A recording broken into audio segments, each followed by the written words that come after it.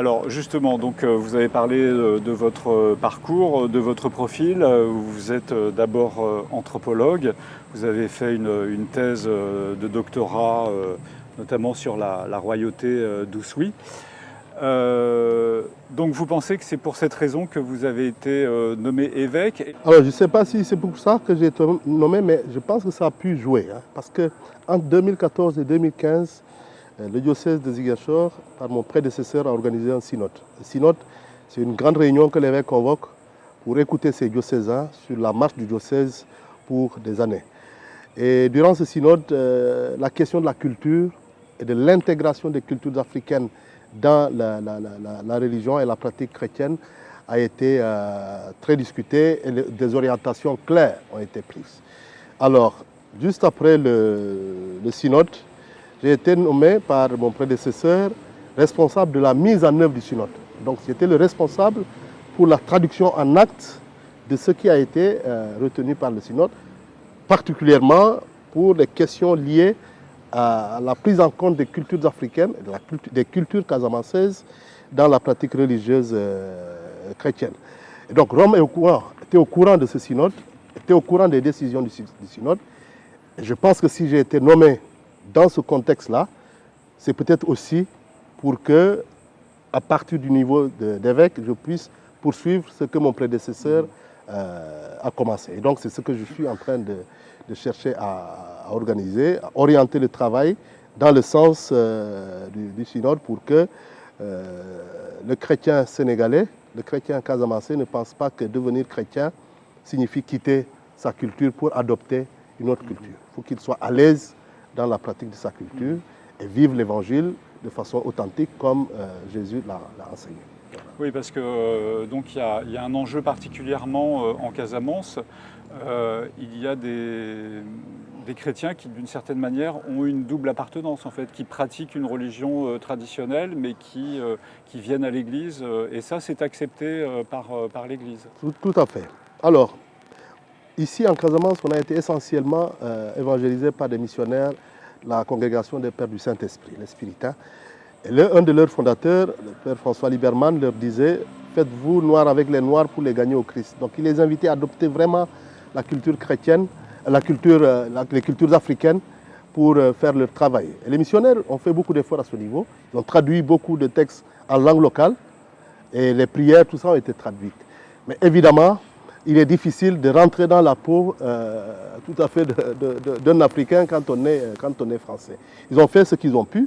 Aujourd'hui que l'Église est essentiellement composée de pasteurs et de prêtres originaires d'ici, il nous faut faire le deuxième pas. Et c'est ce deuxième pas que nous sommes en train de faire, notamment par rapport à cette question sur laquelle on a beaucoup traîné faute de choix clairs, comme par exemple la question de la participation ou non des chrétiens aux initiations.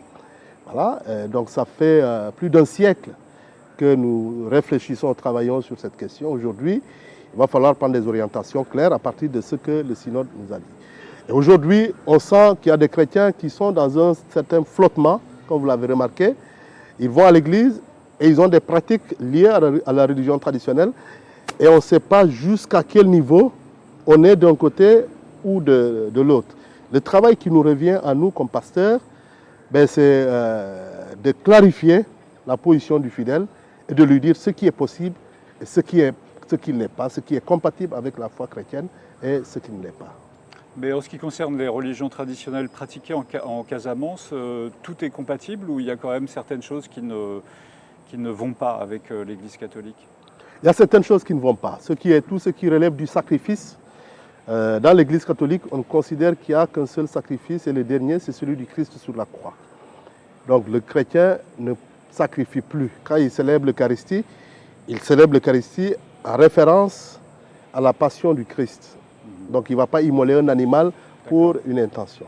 Donc ce qui fait que la participation et le vécu culturel que le chrétien peut vivre exclut tout ce qui est sacrifice.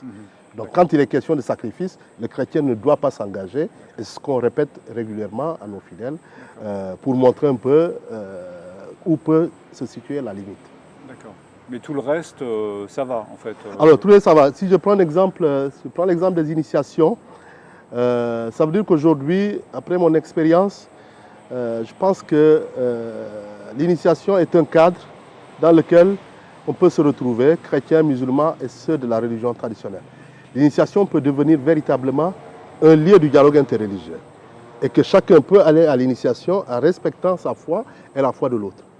Et que le chrétien, avant d'aller à l'initiation, il peut aller à sa messe, celui de la religion traditionnelle ira à son hôtel et le musulman ira à sa mosquée avant d'aller à l'initiation. Donc ça, je pense que de ce point de vue, on peut trouver un terrain commun qui fait que le chrétien, le musulman ou celui de la religion traditionnelle garde son identité en gardant sa foi et en respectant la foi des autres. Oui, parce que donc, vous qui avez suivi une initiation, sans nous révéler les secrets de l'initiation, vous pouvez nous dire que ces périodes en fait, de réclusion en fait, au sein d'un bois sacré apportent d'une certaine manière une règle morale, des règles de vie. En fait, c'est surtout ça l'essentiel qui est transmis à cette occasion? Tout à fait. Alors, moi, j'ai été à l'initiation, j'avais 8 ans, les années 80, début des années 80. Et ensuite, j'ai été à d'autres initiations dans d'autres villages, ce qui m'a permis d'avoir une expérience et de comprendre quels sont les enjeux.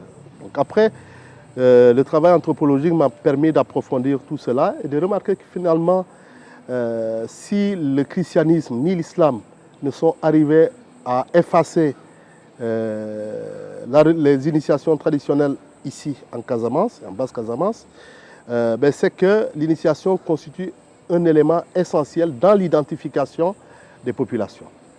Et donc, on ne pourra pas l'effacer sans effacer en même temps cette question d'appartenance à une culture casamançaise. Voilà pourquoi je dis qu'il faut opter pour une autre position, c'est-à-dire travailler à évangéliser du point de vue des chrétiens cette initiation traditionnelle ou à l'islamiser pour ce qui est de nos frères musulmans. Alors, mais je remarque en même temps que l'essentiel des rites pour une initiation, comme le boucout par exemple, l'essentiel des rites se font avant. C'est des rites préparatoires. Et ceux de la religion traditionnelle font énormément de rites pour demander à la divinité que l'initiation se passe dans de bonnes conditions. Que les jeunes initiés entrent dans la forêt sacrée en bonne santé et qu'ils en sortent en bonne santé.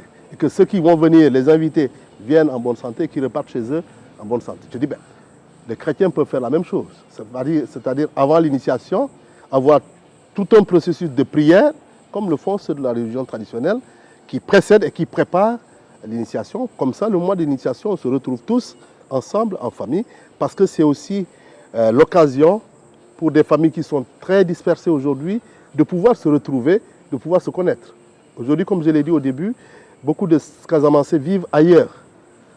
Mais maintenant, c'est les initiations qui sont les seuls moments qui permettent à certaines familles de se retrouver, de se connaître, de se reconnaître, etc. Donc, supprimer les initiations, c'est faire en sorte que la dispersion soit définitivement la fin de beaucoup de villages et de beaucoup de familles. Mais d'un point de vue théologique, est-ce qu'on peut croire à la fois en Jésus-Christ et dans l'intercession des fétiches, par exemple, qui est un élément important de la religion traditionnelle? Voilà. Alors, ce que nous proposons comme Église, ce n'est pas de croire en Jésus et de croire dans les autels du village. On croit en Jésus. Ceux de la religion traditionnelle croient que leur salut passe par les autels. Voilà. Donc, ce que nous préconisons, c'est le partage des éléments culturels. Je prends un exemple. Dans l'initiation, on peut apprendre par exemple aux jeunes à connaître leur histoire, l'histoire du village. Ça, c'est un bien commun qui n'appartient pas qu'à ceux de la religion traditionnelle, qui appartient aussi aux chrétiens. Et on va apprendre pendant l'initiation comment les différents clans, les différentes familles sont arrivées et se sont installées dans les villages. Comment se fait une procession du village et comment, en regardant une procession, on peut identifier la place et le rôle de chacun en fonction de l'importance de sa famille dans le village. Comment on confectionne tel instrument de travail ou de chasse ou de pêche, etc. Donc ça, c'est des éléments culturels. Et c'est sur ça que les initiations insistent. Maintenant, la dimension religieuse vient accompagner cela. Il faut dire que le Diola ne fait rien sans prière préalable. Même pour aller danser les concours avant d'aller à la lutte, ils vont aller à leur hôtel prier pour que tout se passe bien. Le musulman fait de même. Le chrétien peut faire de même. Ça veut dire avant d'aller à une activité, tu vas prier chez toi et tu vas à l'activité. Et donc, ce n'est pas parce que tu vas renoncer à ta foi pour aller à un hôtel pour juste une activité et revenir après à ta foi. Non. Ce n'est pas un va-et-vient que nous prenons, c'est que chacun soit dans sa religion, chacun respecte sa religion, respecte ce que lui dit sa religion, mais profite du contexte culturel qui lui permette d'avoir le bagage de sa culture, de son lieu, de son village. Donc un chrétien ne peut pas prier devant un autel alors? Il ne peut pas, c'est le principe. Maintenant, ça dépend de l'intention. Comme je l'ai souvent dit à mes fidèles, il arrive que des prêtres de la religion traditionnelle viennent assister à la messe. Et ce n'est pas pour autant qu'ils renoncent à leur foi. Et donc, l'intention est très importante. Quand tu es à côté d'un autel où ceux de la religion traditionnelle sont en train de faire un sacrifice, quelle est ton intention? Est-ce que tu penses participer à ce rituel-là en croyant ce qui va se passer, ou c'est par sympathie avec tes frères qui sont là que tu le fais? Tout comme un musulman peut venir, je vois des musulmans qui viennent à la messe, à l'église, mais ce n'est pas parce qu'ils ont renoncé à leur foi chrétienne.